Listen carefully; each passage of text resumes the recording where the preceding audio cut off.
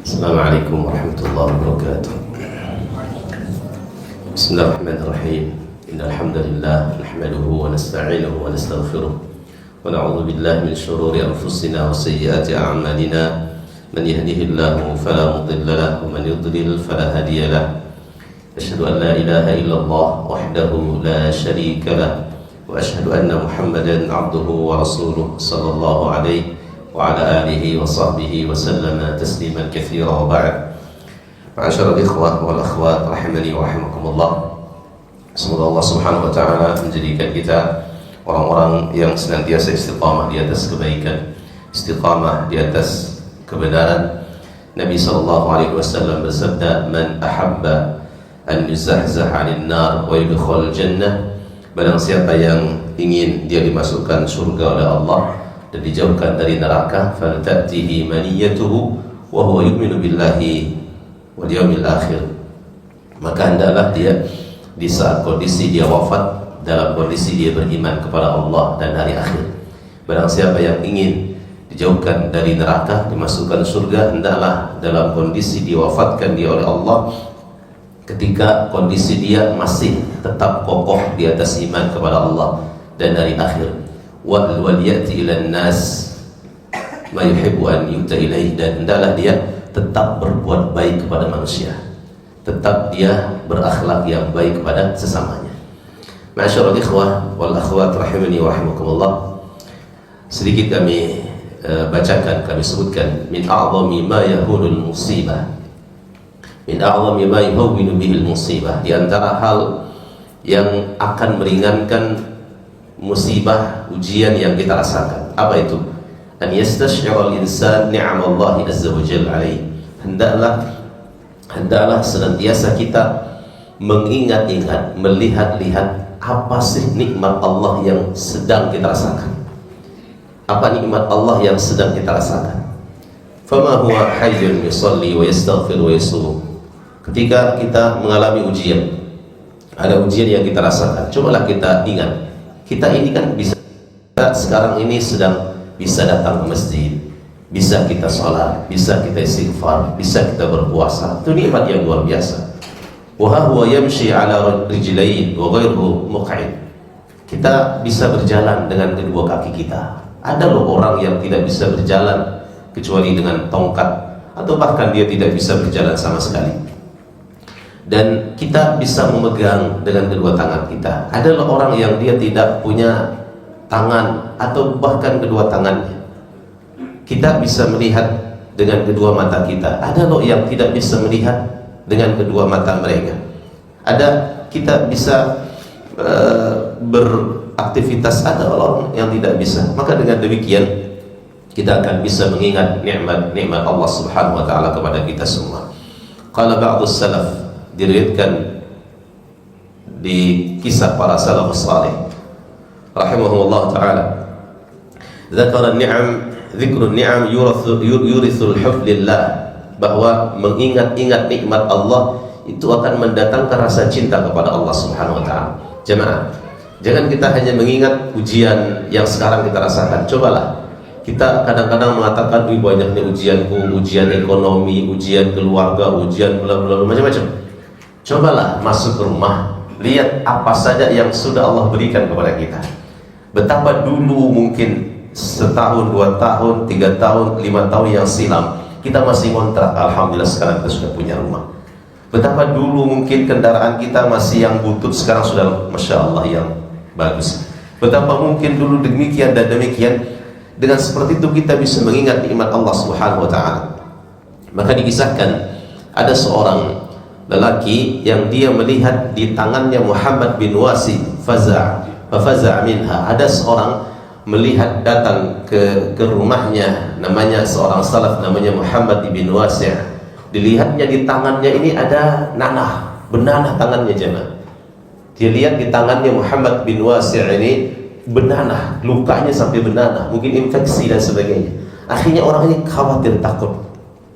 Ya, faza'a minha. Qal, tiba-tiba Muhammad bin Wasi' mengatakan apa? Alhamdulillah, ya alhamdulillah ya akhi, alhamdulillah annaha laysat fi lisan. Syukur-syukur luka ini nanah ini, infeksi ini tidak pada lidahku. Padahal tangannya sedang bernanah, sedang terluka. Dia mengatakan apa? Alhamdulillah, untung tidak di lidahku. Untung yang luka bukan lidahku yang bernanah, bukan lidah. Wala ala tarfa ainaya, dan untung saja nanah ini, bernanah ini infeksinya bukan di kedua mata. Masih ada nikmat Allah Subhanahu wa taala yang kita rasakan. Dikisahkan lagi, waja'a rajulun ila Yunus bin Ubaid fasyaka ilaihi dayqan min halihi. Ada seorang datang kepada Yunus bin Ubaid, salah seorang ahli ibadah rahimahumullah ta'ala. Ada seorang datang kepada kepada Yunus bin Ubaid, dan dia orang ini sedang mengeluhkan kondisinya wa ma'ashi, dan kondisi ekonominya. Orang ini datang kepada Yunus bin Ubaid yang dia bermaksud untuk curhat mengeluhkan kondisinya kian memburuk, kondisi ekonominya kian melemah. Waqtimaman bidzalik, dan dia sangat murung, sangat bersedih dengan kondisi itu. Faqala, maka Yunus bin Ubaid ahli ibadah ini berkata kepada laki-laki ini, ayasurruka bi basarika mi'atu alf, wahai akhi, kamu dalam kondisi begini ya, coba begini, kita hitung-hitung sekarang, mau nggak kamu kira-kira kedua matamu kita dijual, ada yang mau beli, ada yang mau beli kedua matamu dengan 100.000 dirham. Kedua matamu dibeli sama orang 100.000 dirham, mau nggak? Mau nggak kira-kira? Maka orang ini mengatakan tidak. Artinya sangat mahal sekali. Kita diberikan oleh Allah Subhanahu wa taala nikmat kedua pandangan kita, mata kita, sehingga akan dimintai pertanggungjawaban oleh Allah Subhanahu wa taala. Sehingga tidaklah ada seorang yang dia diuji oleh Allah, diambil penglihatannya dan dia sabar, kecuali surga baginya. Nabi sallallahu alaihi wasallam bersabda, Allah Subhanahu wa taala berfirman, "Idza btalaitu 'abdi bihabibatayhi fasabar 'awadtuhu minhum al-jannah." Tidaklah ada seorang hambaku yang aku ambil sesuatu yang sangat dia cintai. Para ulama ahli hadis menafsirkan apa maksud kedua sesuatu yang sangat dia cintai, yaitu adalah ainaihi, kedua matanya. Artinya Allah menyebutkan dalam hadis qudsinya ini, tidaklah aku uji hambaku dengan aku ambil dua sesuatu yang paling dia cintai, itu matanya. Fasabara, lantas dia bersabar, awadtuhu minhumal jannah, kecuali pasti akan kugantikan dengan surga, kecuali pasti akan kugantikan, kata Allah Subhanahu wa taala, surga. Maka orang ini mengatakan, tentunya tidak, aku tidak maulah, siapa yang mau menjual matanya, ya, walaupun dihargakan dengan harga yang sekian mahal. Qala, maka Yunus bin Ubaid berkata, fa bisam'i, kalau gitu kedua telingamu deh, ada yang mau beli dia, kira-kira bagaimana? Enggak mau juga. Lantas dia mengatakan lagi, Yunus bin Ubaid, fa bilisani, gimana kalau lisanmu, lidahmu, ada yang mau beli, gimana? Ada yang mau beli lidahmu ini dipotong, dibeli lidahmu, gimana kira-kira? Dia mengatakan, qala la, qala fa bi aqlin, kalau begitu ada yang mau beli akalmu, jiwamu, hatimu, kepalamu, gimana kira-kira, pikiranmu? Qala la, wa dzakarahu ni'amallahi alaihi. Kemudian Yunus bin Ubaid radhiyallahu an terus mengingatkan orang ini atas nikmat Allah yang ada pada dirinya, atas nikmat Allah yang ada pada tubuhnya. Qala Yunus, ara laka mi'ina uluf wa anta tashkul haja. Maka Yunus bin Ubaid mengatakan, sungguh aku melihat kamu terus saja mengeluh, padahal pada dirimu ada ribuan nikmat Allah Subhanahu wa taala. Ada ribuan dinar, ada jutaan, ada miliaran nikmat Allah Subhanahu wa taala padamu. Ada sekian banyak nikmat Allah Subhanahu wa taala padamu. Subhanallah. Maka jamaahullah, inilah dia, hendaklah kita senantiasa bisa bersyukur atas nikmat Allah Subhanahu wa taala. Bagaimana itu? Dengan kita mengingat nikmat Allah pada diri kita. Ya, tidak bisa dihargakan, tidak bisa diuangkan, tidak bisa dirupiahkan, tidak bisa dimaterikan. Betapa banyak nikmat Allah Subhanahu wa taala. Sehingga Allah Subhanahu wa taala berfirman, "Wa in ta'uddu ni'matallahi la tuhsuha." Seandainya kalian menghitung-hitung nikmat Allah, nggak bisa kalian hitung. Sekarang kan banyak, masya Allah, ya, banyak komentar-komentar ini perekonomian begini, harga-harga naik, akan terus seperti ini. Tambah naik harga, tambah banyak orang punya harta, ya kan? Zaman dulu orang punya mobil itu hanya orang-orang top, itu orang-orang kaya, konglomerat. Zaman sekarang semua. Zaman dulu yang punya rumah batu hanya orang-orang tertentu. Sekarang artinya apa? Tambah dunia ini tambah dikeluarkan, tambah diperbanyak oleh Allah Subhanahu wa taala, terus tambah dikeluarkan, tambah dikeluarkan, dikuras semuanya. Sehingga ya datanglah tiba hari kiamat kemudian. Artinya jamaah Allah, kita senantiasa bergantung kepada Allah Subhanahu wa taala. Jangan hidup kita ini bergantung sama dolar, ya kan? Jangan hidup kita bergantung sama dolar, sama rupiah. Hidup kita ini bergantung sama ijazah, pendidikan, pangkat, jabatan. Ada orang sedang dia bekerja sekarang, dia berpikir 10 tahun lagi dia akan pensiun. Dari sekarang dia bersedih, nanti kalau sudah saya pensiun akan berkurang gajinya, akan berkurang pendapatannya, akan berkurang ini dan sebagainya. Dia lupa kepada Allah Subhanahu wa taala yang Maha memberikan rezeki. Allah Subhanahu wa taala berfirman, "Wa ma khalaqtul jinna wal insa illa liya'budun." Tidaklah aku ciptakan jin dan manusia kecuali untuk beribadah. Ma uridu minhum min rizqin wa ma uridu ay yut'imun. Aku tidak inginkan rezeki dari mereka dan aku tidak inginkan mereka memberikan makan minum padaku. Innallaha huwar razzaq. Sesungguhnya Allah Subhanahu wa taala dialah yang Maha pemberi rezeki. Dzul quwwah, yang maha kuat, al-matin, yang kokoh. Artinya kalau seorang menjaga ibadah kepada Allah Subhanahu wa taala, Allah memberikan dia rezeki. Allah akan jadikan hatinya kaya. Allah jadikan hatinya cukup. Allah jadikan berkah. Yang namanya berkah itu pas-pasan tapi cukup, bermanfaat. Betapa banyak orang-orang yang mereka banyak, mereka hartanya banyak, apa yang dia miliki, tapi gak berkah. Justru terhambur-hambur, justru menjadi musibah bagi dia, menjadi penyakit bagi dia. Inilah dia harta yang tidak mendapatkan keberkahan dari Allah Subhanahu wa taala. Wallahu taala a'lam bishawab. Jamaah rahimahullah, di kesempatan yang berbahagia ini saya insyaallah mengganti tema ya. Judulnya adalah dosa-dosa yang dianggap biasa. Nah, kita murojaah ini. Adapun akidah mungkin fokus di SD insyaallah. Dosa-dosa yang dianggap biasa ini ada beberapa hal-hal ringan-ringan yang kita ingatkan. Mudah-mudahan insyaallah dikatakan oleh sahabat Mu'adz bin Jabal radhiyallahu taala, ya, kana an-nas yas'aluna Rasulullah sallallahu alaihi wasallam 'anil khair. Dahulu manusia, orang-orang, para sahabat bertanya kepada Nabi sallallahu alaihi wasallam tentang kebaikan. Wa ana as'aluhu 'anil syarr makhafata an udrikah, dan adapun aku bertanya kepada Nabi sallallahu alaihi wasallam tentang keburukan. Oleh seorang syair, araftu syarra la lisyarr, aku ketahui, aku mempelajari mana dia dosa-dosa supaya aku bisa menghindari dosa-dosa itu. La araftu syarra la lisyarr, bukan untuk mengerjakan dosa. Aku mempelajari mana jenis-jenis dosa, bukan untuk mengerjakan dosa itu, tapi walakin ditawaqqihi, tapi supaya aku bisa menghindarinya. Wa man lam ya'rifil al-khaira min asy-syarr yaqa fihi. Barang siapa yang tidak mengetahui kebaikan dari keburukan, maka dikhawatirkan dia terjatuh kepada keburukan. Ma'asyiral ikhwah rahimani wa rahimakumullah, dosa-dosa yang dianggap biasa. Ini ditulis oleh Syekh Al-Munajjid hafizahullah ta'ala. Dosa yang pertama, asyirku billah, syirik kepada Allah Subhanahu wa ta'ala. Ini dosa syirik ini dianggap biasa sama orang. Iya enggak? Iya.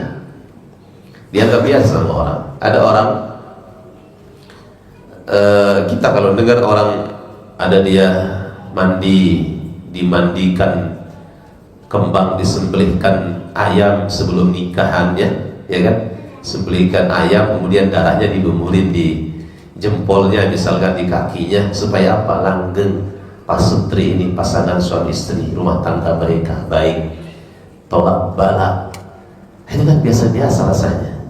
Dibandingkan misalkan kita dengar ada seorang dia ngerampok, ada seorang dia membegal, ada orang dia membegal, menculik anak, Ada kan berita beberapa hari yang lalu, anak kecil diculik kan di Kaltim, ya kan, ketemu di Balikpapan mana, itu ribut, ya kan, ribut semua itu, antisipasi, semua khawatir, para orang tua, para ayah bunda khawatir dengan anak-anaknya.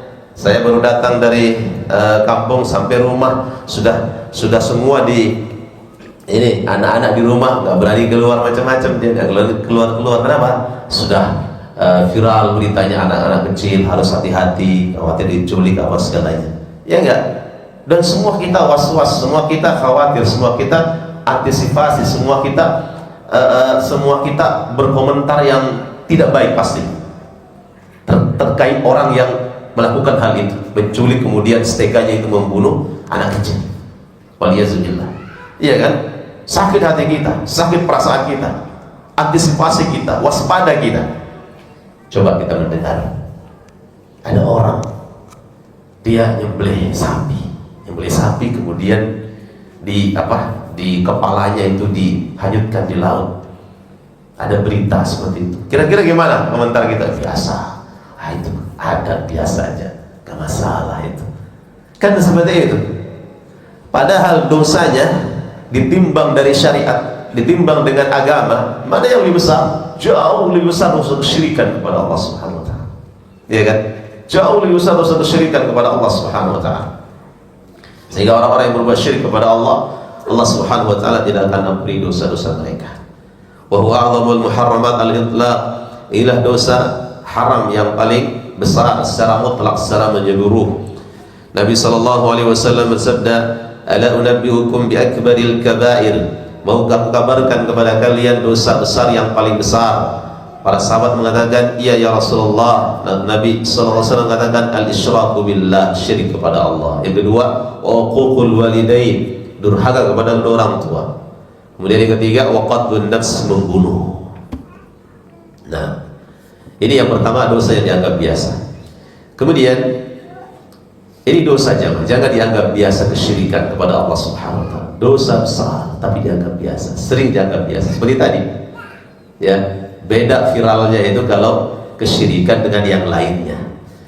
Kemudian wa min madahiri hadha asy-syirk al-muntashara fi katsir min biladil muslimin, di antara hal-hal yang merupakan bagian dari kesyirikan adalah orang-orang yang beribadah menyembah kuburan, orang-orang yang datang kepada para dukun, para tukang sihir, orang-orang yang pakai penggelaris, itu termasuk bagian dari jenis kesyirikan kepada Allah Subhanahu wa taala. Pakai penggelaris dia jualan, pakai penggelaris, ada baca-bacaannya, ada minyak-minyaknya yang digantungkan, ada gambar-gambar yang ditempelkan, ada mantra-mantra. Ini kan dianggap biasa, dosa-dosa dianggap biasa, padahal dosanya sangat besar.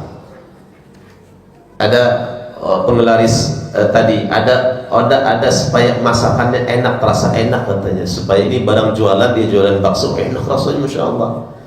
Dia ini jadi koki supaya warungnya masya Allah enak bumbunya. Ada baca-bacaan itu, ada penggelarisnya. Nggak ada jangan. Ya, ini para ibu-ibu, para wanita, ketika dia masak dia baca apa? Bismillah, cukup. Ada supaya suaminya sayang sama dia, ya, supaya suaminya cinta mati sama dia. Ada itu penggelarisnya, didapatkan dari warisan leluhur. Tidak ada itu. Bagaimana supaya rumah tangga kita langgeng, supaya dia tetap saling sayang suami dengan istri? Jaga ibadah, jangan melakukan dosa. Jangan melakukan dosa. Kalau ada salah satu, misalkan rumah tangganya kalau sebelumnya baik, masya Allah, kok tiba-tiba sekarang rumah tangganya tidak baik, barangkali salah satu di antara pasangan kedua suami istri melakukan dosa kepada Allah Subhanahu wa taala. Sehingga Nabi sallallahu alaihi wasallam bersabda, tidaklah seseorang, dua bersaudara yang dia sekarang berpecah dengan saudaranya, kecuali illa bi ahadihima, kecuali karena dosa salah satu di antara keduanya. Artinya apa? Kalau rumah tangganya baik sebelumnya, kok tiba-tiba sekarang nggak bagus, maka bisa dipastikan barangkali ada salah satu di antara kita yang berdosa. Imma suaminya yang berdosa, melakukan dosa, imma istrinya atau entah istrinya. Nah, jamaah, ini dia.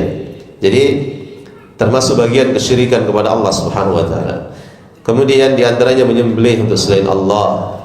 Kemudian sihir, dukun, paranormal, tukang ramal, meyakini bintang-bintang bisa memberikan pengaruh. Ya. Kemudian di antara jenis kesyirikan kepada Allah Subhanahu wa taala adalah ar-riya. Riya dalam ibadah kepada Allah. Riya dalam ibadah kepada Allah, ingin dipuji, disanjung, dilihat, pamer, baik dalam sedekah, baik dalam salat, dalam puasa, dalam segalanya. Kemudian meramal nasib dengan suara-suara burung, mendengar ini, sial, ngelihat ini, kayaknya bagus, dan sebagainya. Kemudian diantara jenis-jenis kesyirikan kepada Allah Subhanahu wa taala bersumpah dengan nama selain Allah. Bersumpah dengan nama selain Allah Subhanahu wa taala. Nah, ini yang pertama, jemaah. Kemudian berikutnya, yang kedua, dosa-dosa yang dianggap biasa. Tarkut tuma'ninah fi shalah. Nah, ini. Yang kedua, dosa-dosa yang sering kita lihat yang dianggap biasa sama orang-orang, yaitu adalah mereka tidak tuma'ninah dalam salat. Mereka tidak tenang dalam sujud dan rukuknya. Mereka tidak tuma'ninah dalam salat. Dikatakan oleh Syekh Hafizahullah Ta'ala, min akbari jaraimis sariqah as-salah, as-sariqatu min as-salah. Di antara merampok yang paling besar, mencuri yang paling besar adalah orang mencuri dalam salat. Nabi sallallahu alaihi wasallam bersabda, aswa'un nasi sariqatan. Orang yang paling buruk, pencuri yang paling buruk adalah alladzi yasriqu min salatihi, yaitu yang mencuri dalam salatnya, yang mencuri ketenangan dalam salatnya. Qalu ya Rasulullah, para sahabat bertanya, seperti apa mereka ya Rasulullah? Seperti apa mereka yang mencuri dalam salatnya itu ya Rasulullah? Maka Nabi SAW mengatakan, la yutimmu ruku'aha wala sujudaha. Tidak sempurna rukuknya, tidak sempurna sujudnya.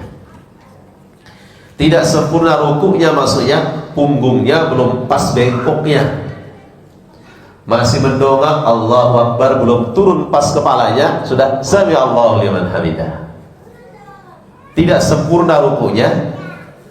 Wala yatimmu sujudah, tidak sempurna sujudnya. Sujudnya kepalanya belum nyentuh sejadah, udah angkat. Udah ngangkat, dia belum belum sentuh sejadah, udah naik. Atau baru nyentuh sedikit langsung naik, belum pas lurusnya langsung naik. Nah, ini dia orang yang mencuri, rampok dalam salatnya.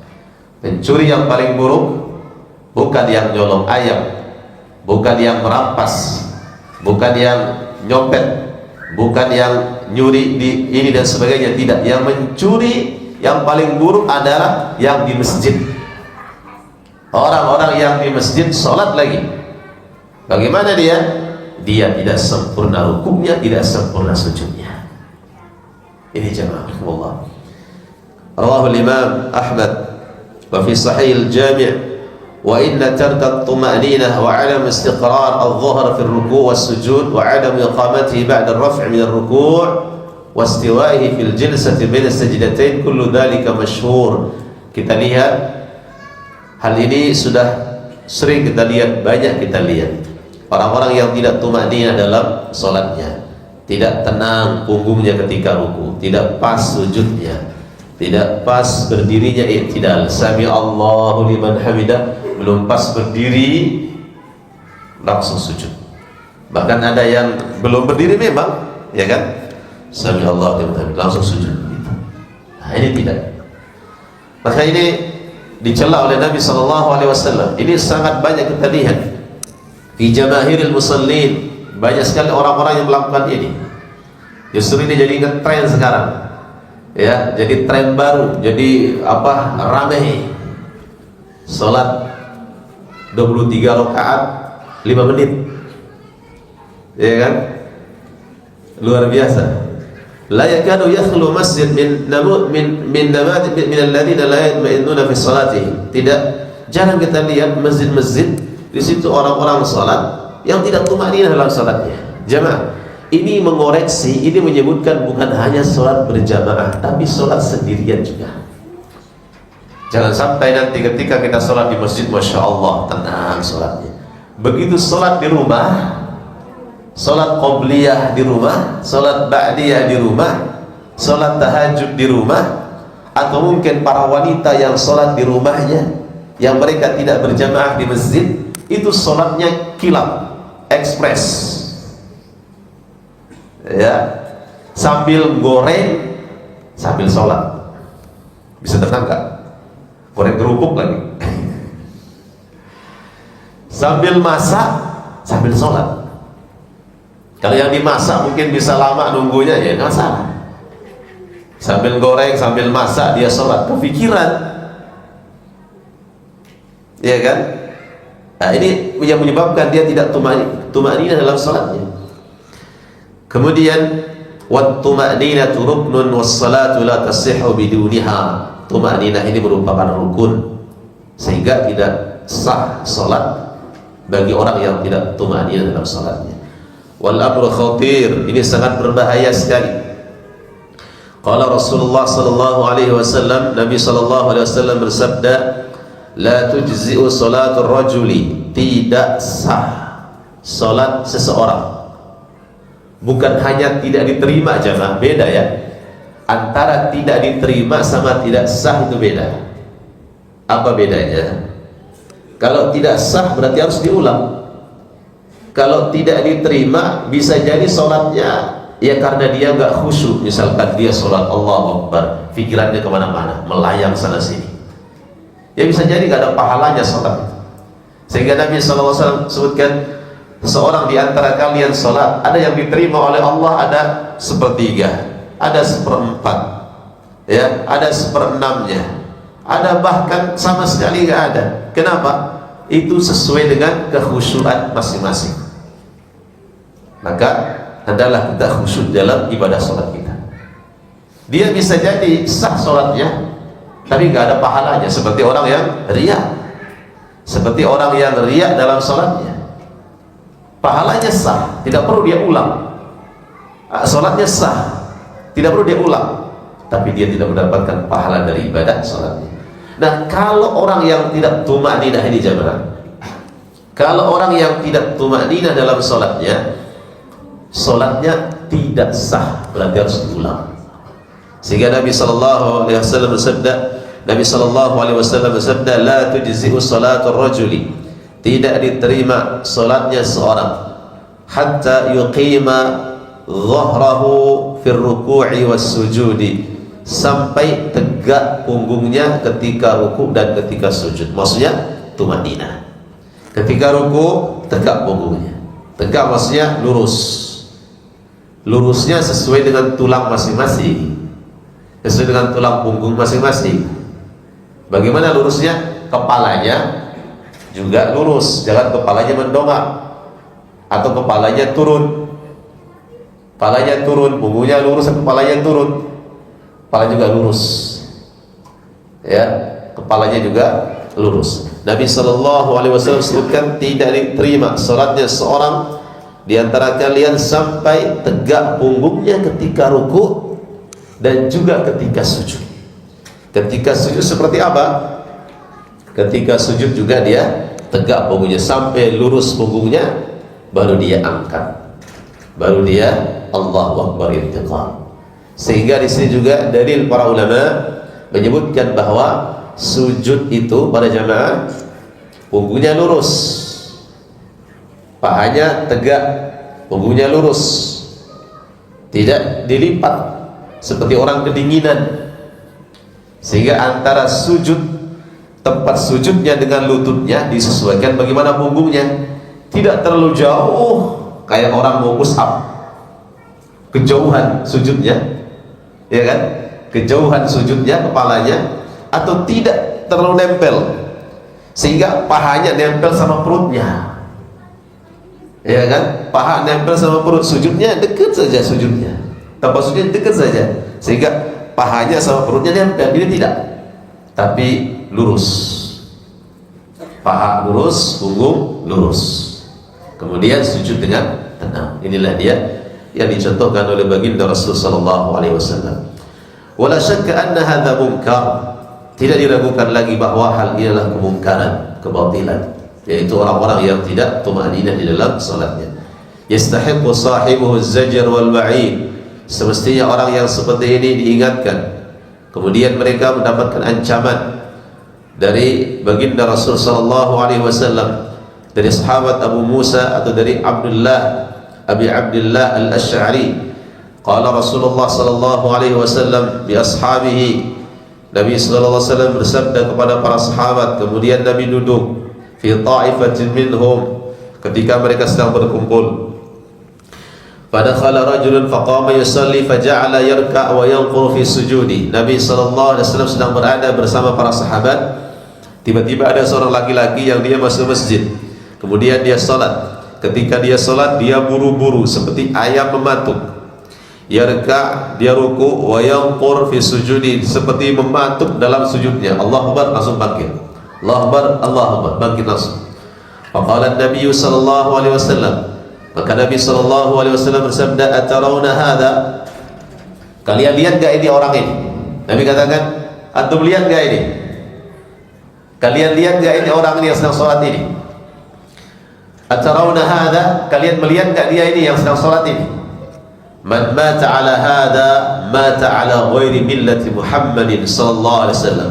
Barang siapa yang mati sementara salatnya masih begini, barang siapa yang mati sementara sholatnya masih seperti ini, nggak diperbaiki, maka dia mati di atas agama bukan agamanya Muhammad sallallahu alaihi wasallam.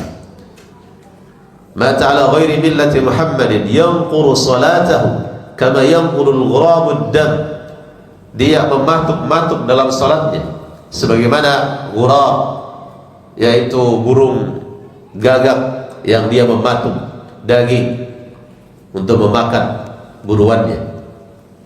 Innama mathalul ladzi yarka' wa yanqur fi sujudihi, sesungguhnya orang-orang yang salatnya ruku sujudnya seperti mematuknya hewan, kal ja'i' la ya'kul illa tamrah wa tamratain fama taghniyani anhu, itu mereka layaknya seperti orang yang sedang lapar, sedang sangat kelaparan, tapi tidak ada makanan kecuali sebutir atau 2 butir kurma saja yang dia makan, maka tidak ada kurma itu bisa mengenyangkan mereka. Artinya orang yang sholat tidak tumaninah itu bagaikan orang yang melakukan ibadah yang tidak ada manfaatnya sama sekali, tidak ada manfaatnya sama sekali.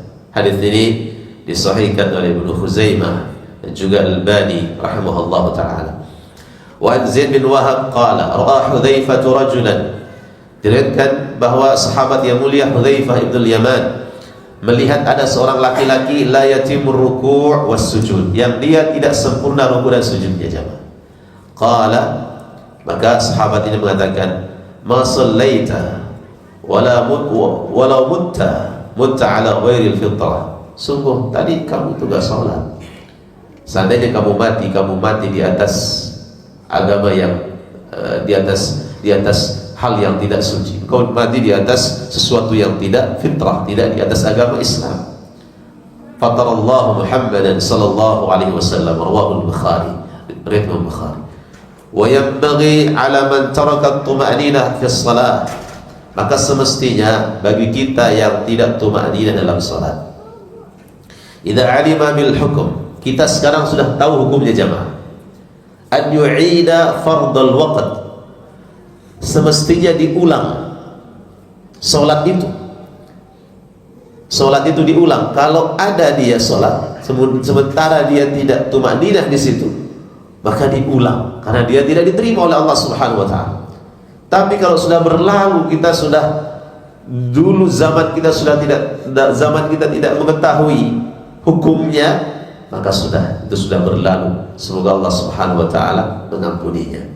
Wala talzamu i'adatus salawat as-sabiqah, dan tidak mesti atau tidak harus dia mengulangi sholat-sholat yang dulunya telah dia kerjakan yang tidak tumanina. Hanya saja sekarang dia tidak boleh mengulang lagi. Bagaimana hukumnya? Kita masuk masjid, sholat berjamaah. Di masjid itu kita sholat, begitu kita sholat baru berdiri langsung ruku. Rukunya nggak tumanina, sujud nggak tumanina. Boleh nggak kita memisahkan diri? Boleh. Kadang-kadang ada begitu. Kadang-kadang ada begitu. Tapi alhamdulillah kebanyakan kita di Balikpapan, masya Allah, tenang sholatnya semuanya. Tapi kadang-kadang ada begitu. Ya, kita baru belum rukunya, dia sudah sami'allahu liman hamidah. Belum tegak sami'allahu liman hamidah, dia sudah sujud. Sujudnya baru nyentuh apa tempat sujud langsung bangkit. Boleh nggak kita mufaraqah, memisahkan diri? Boleh. Ya. Kalau di masjid itu semuanya tidak ada yang tumanina, semuanya tidak ada yang tumanina. 1, 2, 3 semua tidak tumanina. Sholatnya ngebut semuanya. Terus di mana kita sholat? Ini uzur, boleh sholat di rumah ini. Kalau memang sama sekali tidak tumanina, sama sekali tidak tumanina, ya. Tapi batasan tumanina itu seperti apa? Bukan lama sekali jangan. Ada orang dia mencari tumanina katanya, tapi lama sujudnya lama sekali. Rukuknya lama sekali, berdirinya lama sekali. Ya. Yang penting sudah posisinya, kemudian bacaannya walaupun dia sampai tidak sampai 3 kali, tidak masalah. Yang penting Allahu Akbar, tegak, Subhana rabbiyal azim wa bihamdi. Sekali saja boleh enggak? Boleh. 3 kali lebih afdal. Subhana rabbiyal azim, Subhana rabbiyal azim, Subhanallah. Allahu Akbar. Kadang yang tidak tumanina itu dia enggak baca dengan lisannya, baca-bacaan salat. Dia cuma baca dengan hatinya, Allahu Akbar, sami'allahu liman, Allahu Akbar. Enggak baca. Enggak baca. Padahal diperintahkan oleh Allah Subhanahu wa taala, khususnya Al-Fatihah. Kemudian diperintahkan oleh Nabi sallallahu alaihi wasallam untuk membaca bacaan salat. Bagaimana bacaan ruku, bacaan sujud, bacaan apa? Duduk antara 2 sujud dan seterusnya. Wallahu ta'ala a'lam bissawab. Kemudian yang ketiga jemaah, dosa yang dianggap biasa. Ini yang kedua tadi apa? Tidak tumanina. Kan biasa kita lihat seperti hal-hal biasa.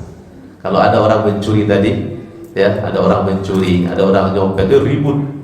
Tapi ada orang-orang yang dia mencuri dalam sholatnya di masjid-masjid biasanya.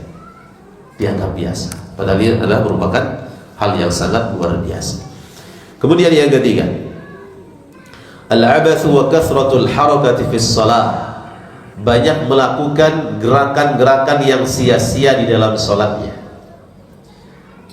Banyak melakukan gerakan-gerakan yang sia-sia dalam salatnya.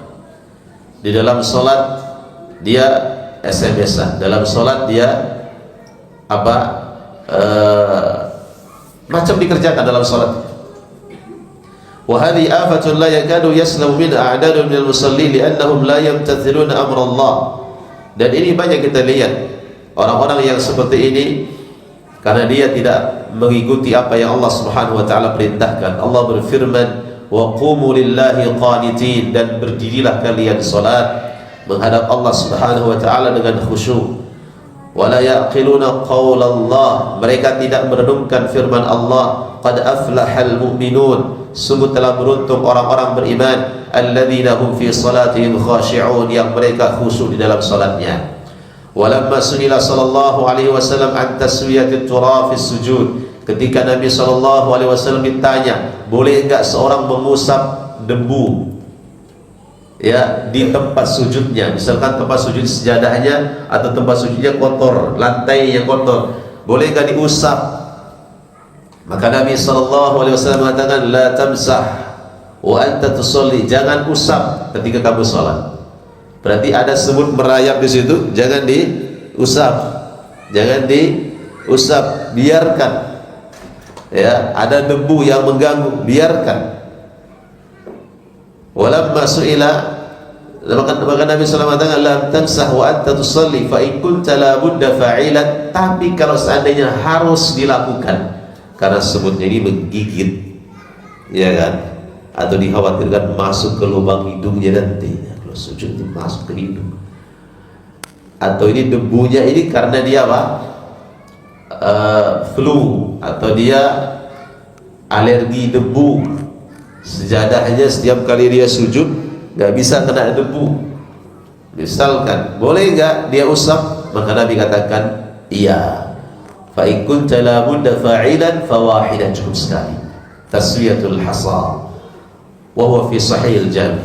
Wa qad dzakara ahlul ilm anna al-harakata al-katsira al-mutawaliyah, dan disebut oleh para ahli ilm, para ulama, bahwa gerakan yang terus berulang-ulang yang tidak ada kebutuhan, jemaah. Kita lihat di sini catatannya. Yang tidak ada kebutuhan, yang gerakan yang terus berulang-ulang yang tidak ada kebutuhannya. Berarti kalau ada kebutuhan boleh nggak? Boleh. Kalau ada kebutuhan boleh. Ibu-ibu misalkan bahwa anaknya sholat, anaknya nangis, dibiarkan baru rakaat pertama nangis mengganggu orang sholat, ambil aja gendong, boleh nggak? Boleh. Ketika dia menggendong, bergerak nggak dia? Bergerak. Boleh nggak? Boleh. Batal nggak sholatnya? Tidak. Kenapa demikian? Karena Nabi SAW mencontohkan. Nabi SAW salat, karena Rasulullah SAW yusalli wa huwa hamilu Umamah binti Zainab binti Rasulullah SAW. Nabi salat sambil menggendong cucunya itu Umamah, putranya Zainab, cucunya Rasul SAW. Suatu ketika Nabi SAW sedang salat, kemudian lama Nabi sujud, sampai-sampai para sahabat, ada apa ini kok Nabi lamanya sujud? Akhirnya mereka mengangkat kepala mereka duluan, ngelihat ada apa? Ternyata di atas punggung Nabi ada cucunya Hasan wal Husain. Selesai sholat Nabi katakan, sungguh mereka tadi naik ke punggungku dan aku tidak mau mencegah mereka, aku biarkan mereka menghabiskan hajatnya. Selesai dia naik baru bangkit Nabi SAW. Artinya jamaah Allah, ini gerakan yang dibutuhkan. Misalkan lagi imam jamaahnya banyak, sholat di sini sampai di luar, sementara ini mikrofon ini nggak bisa dipakai yang begini, adanya yang di itu saja, pakai azan itu. Boleh nggak dipegang itu? Boleh. Allahu Akbar. Tujuannya apa? Supaya terdengar suaranya. Terdengar suaranya. Ada hajat, ada kebutuhan di situ. Nah, ini dia. Seperti para sahabat, mereka salat dalam kondisi perang sambil memegang luka mereka yang mengeluarkan darah. Dipegang lukanya sambil dia salat. Nah, dibutuhkan.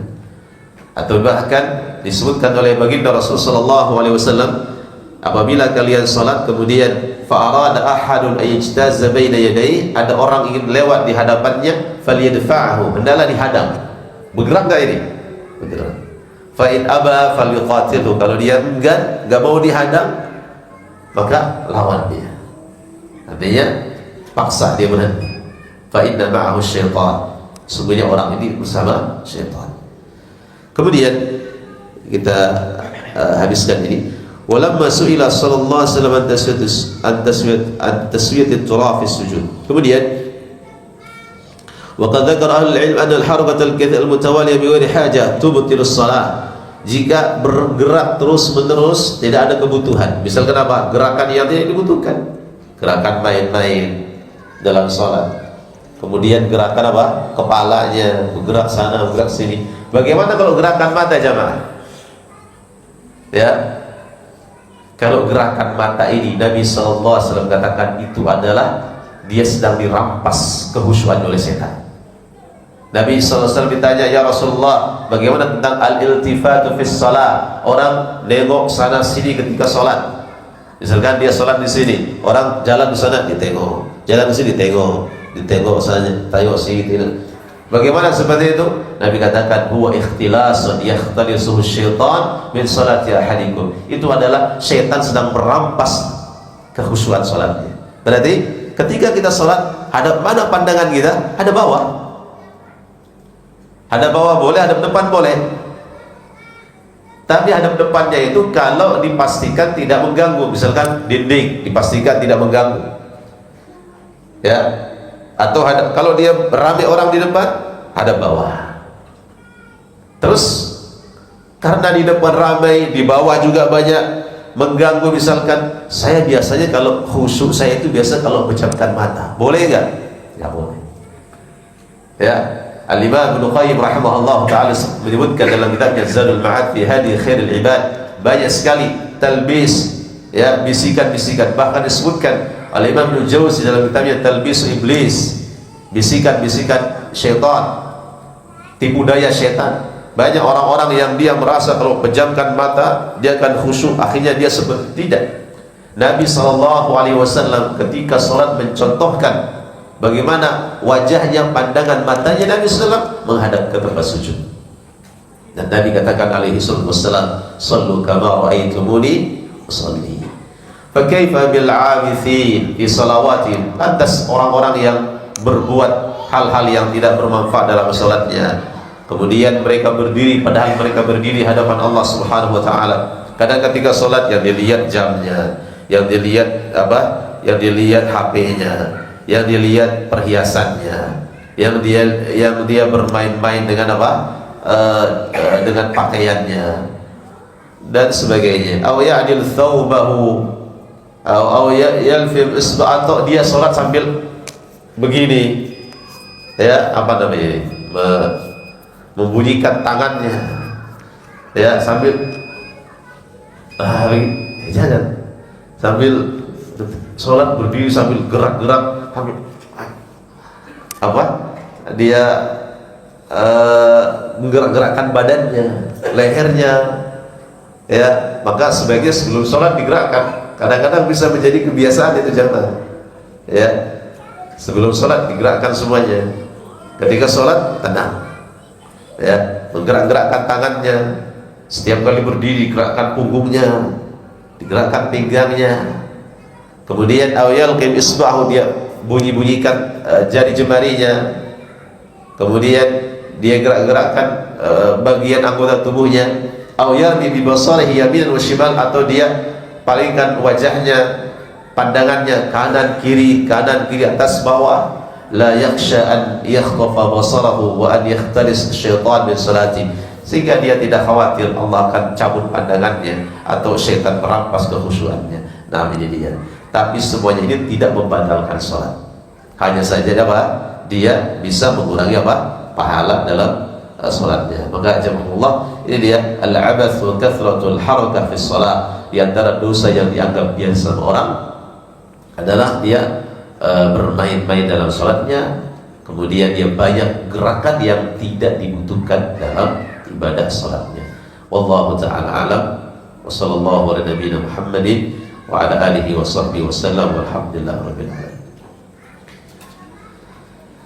Ada pertanyaan enggak? Assalamualaikum warahmatullahi wabarakatuh. Silakan bagikan kepada keluarga, sahabat, dan orang-orang terdekat. Semoga Allah menjadikan setiap ilmu yang tersebar sebagai amal kebaikan bagi kita semua. Ikuti kajian-kajian Islam dari kanal Masjid Al-Hadi Manggar, Balikpapan Timur. Terima kasih atas dukungan dan partisipasinya. Jazakumullahu khairan.